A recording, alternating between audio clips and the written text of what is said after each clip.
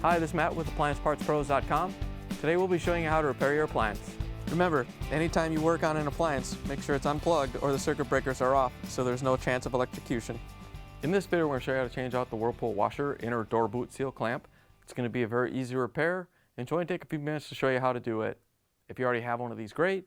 If not, you can click on the link below or get it at AppliancePartsPros.com. When you open up the package, you're going to get the new inner door boot seal clamp. The inner door boot seal clamp holds the door boot seal onto the outer tub. The main reason you'll be changing it out is if it's damaged, you're getting water leaking on the floor. In order to change the part, we have to go around to the back of the washer. Now that we're on back, we're going to use a 1/4-inch nut driver to take out the screws that hold the top on.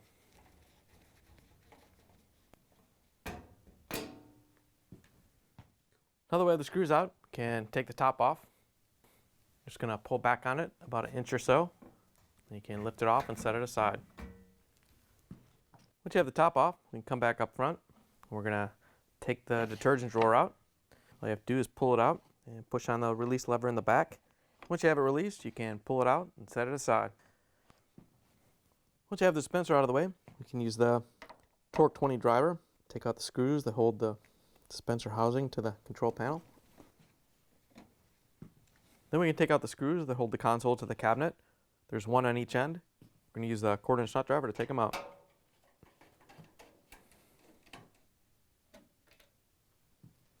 Now that we have the screws out, we can lift up on these locking tabs so we can take the control panel off. Once you have them released, you can lift the control panel up, just set it on top of the washer. Now that we have the control panel out of the way, we're going to open up the door. We can use the Torx 20 driver to take out the screws that hold the door switch assembly on.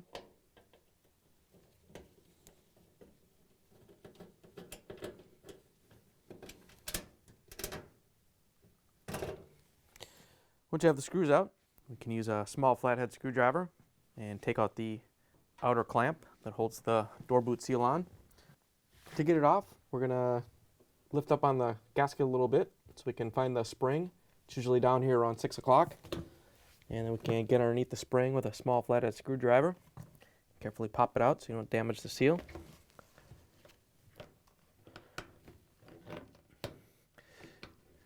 Once you have it out, just go up all the way around the door and take it off. Once you have the clamp off, we have to pull the seal off the front panel. All you have to do is pull it off the lip right there and just go all the way around and make sure it's off. Once you have it off the groove, you can kind of push it back inside so it's out of the way.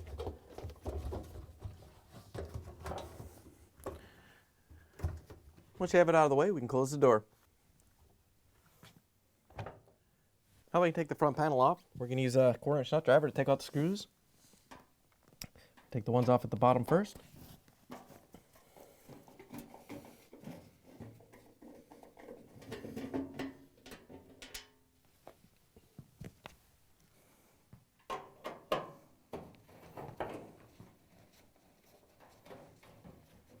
As you're taking this last screw out, you want to make sure you hold the front panel in place. Once you have the screw out, you can lift the front panel off the little mounting tabs right here. All you have to do is lift up on it a little bit, pull it off.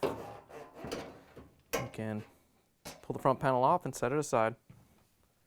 Now that we have the front panel off, we're going to take this hose off that goes to the door seal. All you have to do is pull it off. And then we can reach in with the Phillips screwdriver and loosen up the inner door boot seal clamp. The screw head for the clamp is right up here at 12 o'clock. Just going to reach in and loosen it up.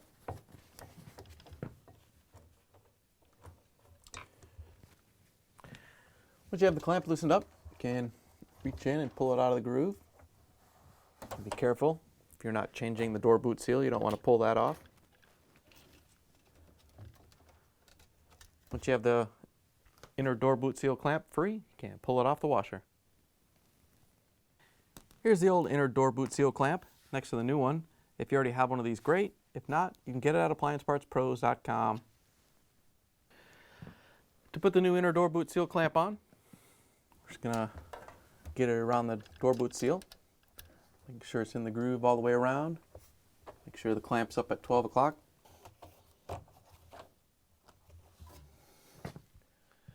Once you have the clamp in the groove, we can use a Phillips screwdriver to tighten it down.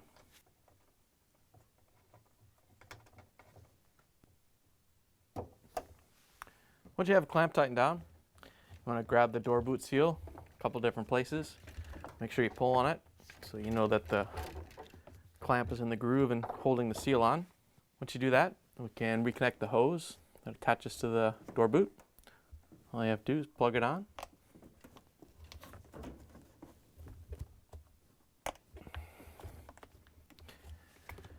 To put the front panel on, we're just going to lift it up, and we have to set it on these tabs on each side.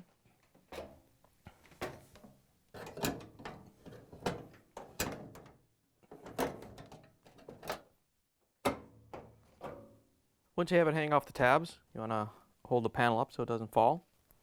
We can use the quarter inch nut driver, put in the screws to hold the front panel on.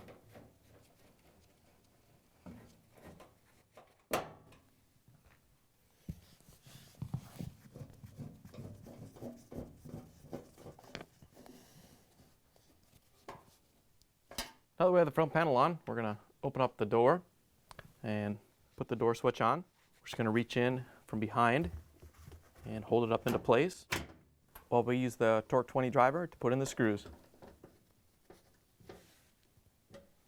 Now we can put the door boot seal on the front panel. We're just going to pull it out, and then you want to make sure it goes in the groove all the way around.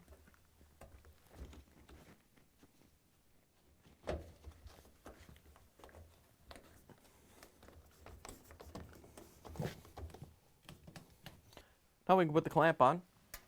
You want to put the spring down at 6 o'clock and then work the clamp around in the groove. Once you get it as far as you can go, we're going to grab the locking pliers and grab onto the clamp right here. And then we're going to pull it straight to the side. You want to make sure you pull straight to the side of the machine. If you pull to the front at all, you're just going to pull it out of the groove.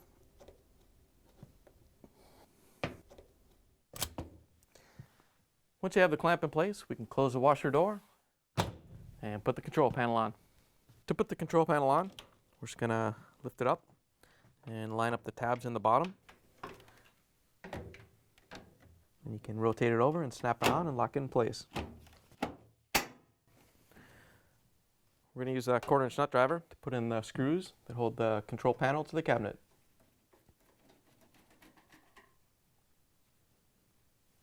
Then we can use the Torx 20 driver to put in the 2 screws that hold the control panel to the dispenser. Once you have those in, we can put in the detergent drawer. All you have to do is line up the drawer on the rails and push it back into place. Now we can put the top on. When you're setting the top in place, you want to make sure that these locating pins go into the cutouts on the top. Once you're ready, you just set the top down about 1 inch or so back from the control panel. And you can push it forward to lock it in onto the pins. And then we can use the quarter inch nut driver to put in the screws and hold it on.